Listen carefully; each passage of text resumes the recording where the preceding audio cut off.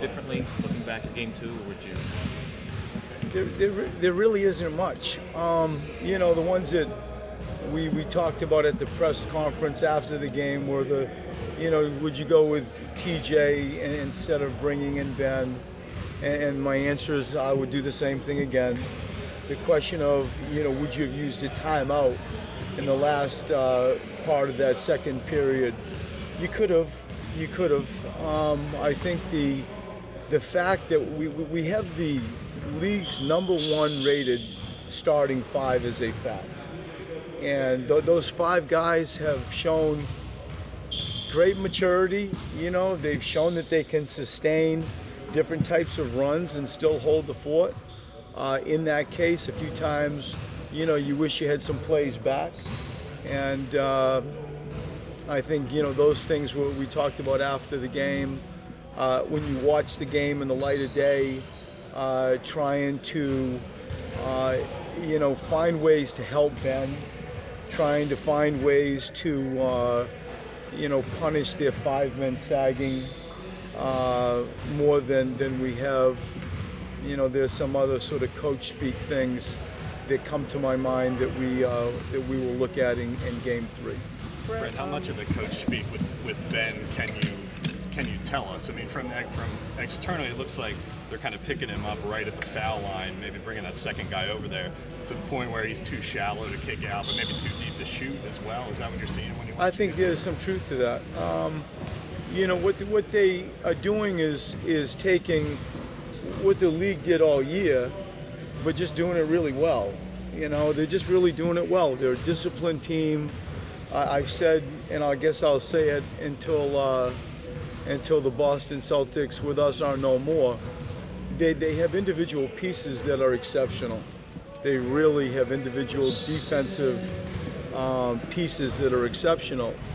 Then you take another defender, and you take a good scheme. It's a sort of a shell, a full court shell in coach speak, that we refer to, and they just do it really well. And so he's seeing a wall. Early in LeBron's days, that was all he saw. You're gonna live with a pull-up, not a layup, and you're gonna see 5 jerseys and 5 sets of numbers. And I think that the Celtics are doing a really good job in that regard. Brett, are you worried at all about Ben's confidence?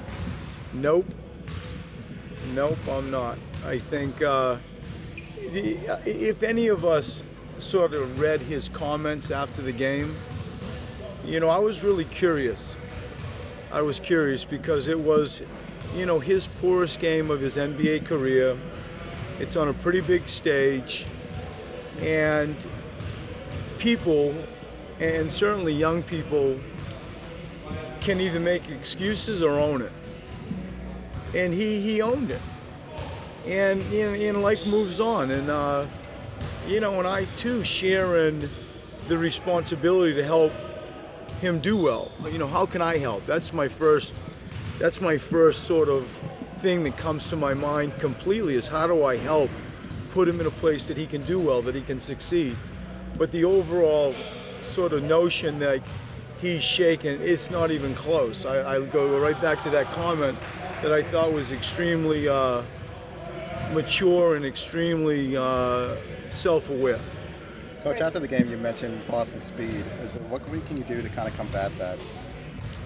We've done a pretty good job of not turning it over. Usually you get punished, when you turn it over. We've done a good job of not turning it over. And again, we had a high number of assists. We had 30 assists last night.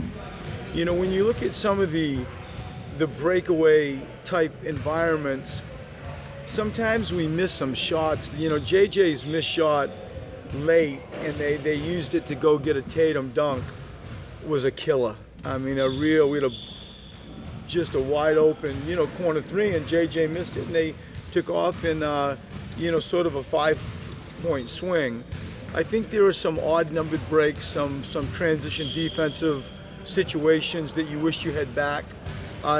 Not as many as, I might sort of infer based on the speed comment, but I go to transition defense, and I hope that we can maintain our quite low number of turnovers, and I hope we can make a few more threes and not have those long rebounds fuel their break. With Joel, we all know how impactful he is at both ends. Given what Boston's showing you guys, would you prefer him to be more in the post more in these games offensively, or just do his thing? I think a little bit of both. You know, if you look at sort of where Joel's man is placed, both Amir's man is the same thing. Like they play in the paint. Like Aaron Baines, you know, stays in the paint. Whether it's Joel or Amir, Horford will stay in the paint. And so there are times like you play that, let's pound it into Joel for sure. And you know, we did that a few times on that run in the second period, and he got fouled and, you know, missed some free throws. But it is sort of that balance of using our speed and using Joel, where you can get into like a fast, slow mode, and you're not always having to throw a bunch of rapid punches. And I hope to walk that line maybe better in Game 3. Brett, going back to the timeout thing, you know, it's one thing to be confident in your guys to play out of it. You've kind of shared that philosophy with the turnovers, so you're not necessarily going to change what you're doing to walk the ball up the court. But how much do you factor in, you know, if you call a timeout, you sit the other 5 guys down? You know, what you can do to influence the opponent as much as your own guys do. The thing that I will say, maybe better, is we talked about it. You know, like you sit there, you're not like, oh, what, you know what's going on, and you make a calculated decision, you get it right or you don't. But it comes with a tremendous amount of thought and responsibility, and you know, like I know the precious side of having some things at the end of game. I also know you don't need to go to heaven rich. You know, like if you got to spend some money, you should. And I think that it was all discussed, and we talked about it. And there were a few times, you know, I mentioned there was one with Rozier, his Euro step, that, you know, as I watched in the light of day, that was a moment you could have done it.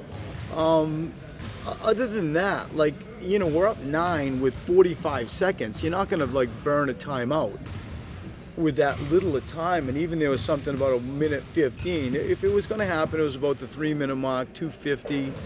But we were doing okay, you know, I think, and with the league's best rated team on the floor. And so that was the decision I made. And as I admit, like, if you had to do it again, maybe you would have. But, you know, I think that the confidence I have in that group has been earned. It's not something we just sort of construct in our mind. You've made it clear that Ben is your guy. Doesn't he warrant maybe a little more expanded role just based on what he's done? And do you want him taking some of Ben's minutes, or you want him playing some too? Like, how quantify that? Well, it would be up to you to balance You that. know, but my question is, would you want him to take point guard minutes, or would you want me to put him over at the 2 spot? The role that he was in the other night, the point guard. The point guard. And so, yeah, no, that's all right. I'm not going to sit Ben Simmons.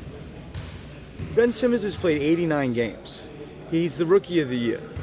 And the other night, he had an outlier.